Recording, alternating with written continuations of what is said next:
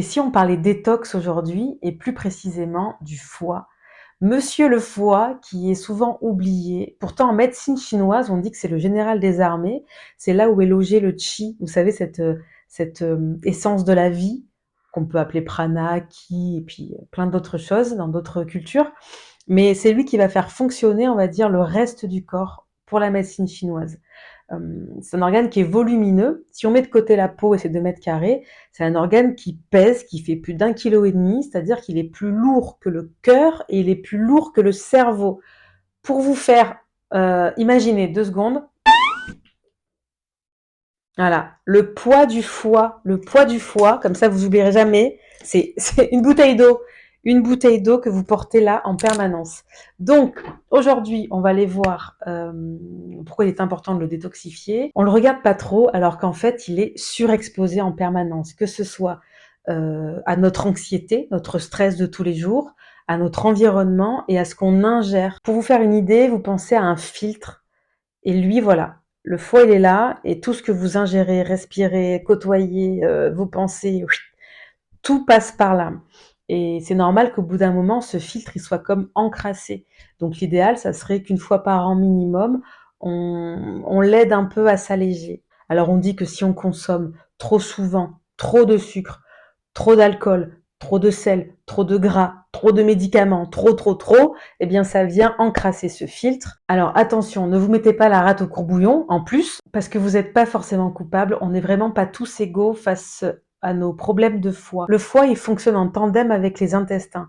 Et en fait, on n'a pas tous la même microbiote, ce qui fait qu'on va pas réagir pareil aux mêmes aliments, à la même consommation d'alcool. Il y en a qui développeront jamais rien et d'autres qui vont être malades, avoir des espèces de crises de foie, des lourdeurs de foie assez régulièrement. Donc, pas d'inquiétude, c'est pas parce que vous êtes un glouton ou je ne sais quoi que vous avez des soucis de foie, ça peut être simplement dû à cette microbiote qui est particulière parce qu'elle change d'une personne à une autre. Vous allez bien déposer votre voiture chez le garagiste pour nettoyer les filtres, et bien ici c'est pareil.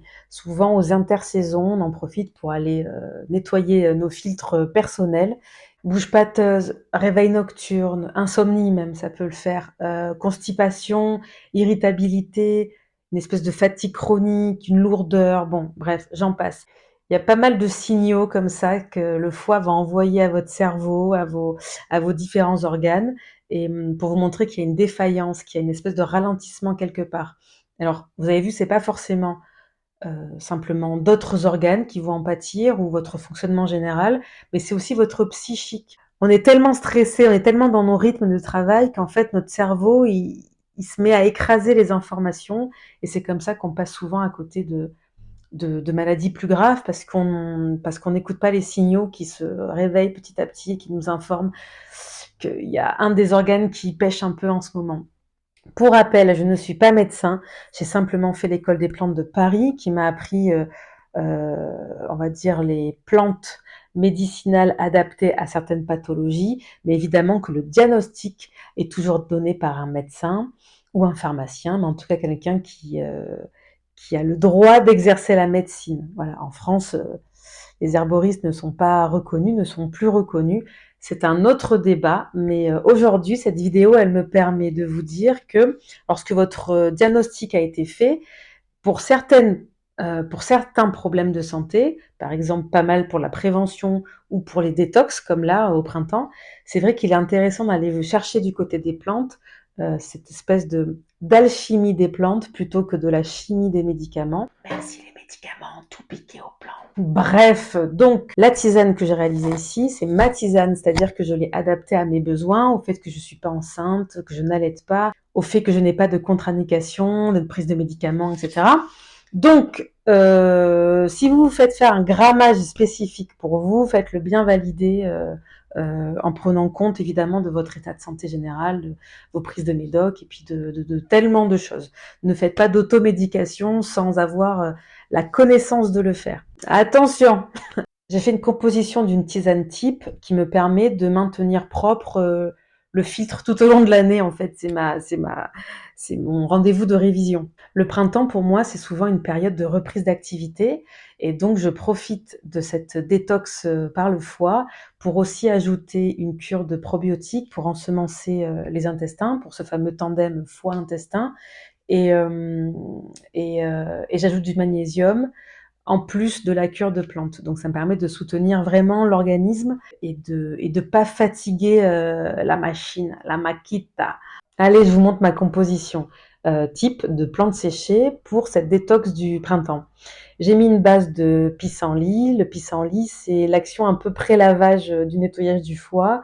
Ensuite, j'ai mis pas mal d'artichaut dedans. La base même de ma tisane, c'est l'artichaut.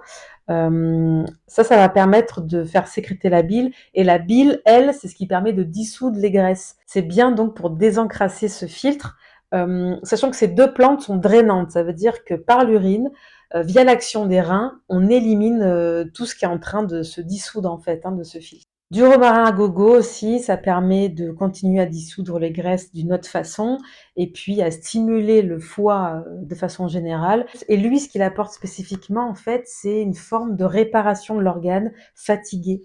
Il va doper les immunités et avoir une action vraiment apaisante sur le foie et réparatrice. Et pour finir, j'ai rajouté de la centaurée. C'est une plante qui, elle, va réactiver la fonction du foie. Donc ça veut dire que une fois qu'on l'a bien drainé, nettoyé, récuré et j'en passe, voilà, ça donne un petit regain au foie pour qu'il reparte de lui-même à la fin de la cure. Donc voilà, cette petite cure qui est faite simplement de 4 plantes que je vais prendre le matin à jeun et puis ensuite 30 minutes avant le repas du midi et du soir. Et sur une dizaine de jours à peu près, je vais me régaler. Alors, ça va être un peu amer. Des fois, je mets de la réglisse, mais là, j'avais pas envie. Donc c'est un peu amer, mais c'est ce que l'organisme a besoin. D'ailleurs, on mange pas très amer, nous, en Europe. Et on en a besoin pour plein de fonctions de l'organisme. C'est important d'aller justement soutenir notre digestion. Je ne sais pas si vous avez aussi des petites habitudes de détox printanière. Si c'est le cas, j'aimerais bien que vous me disiez ce que vous faites dans les commentaires, comme ça on en discute un peu. Et ben pour tous ceux qui s'y collent à cette cure, celle-là ou une autre, et ben je vous souhaite une bonne détox printanière et rendez-vous.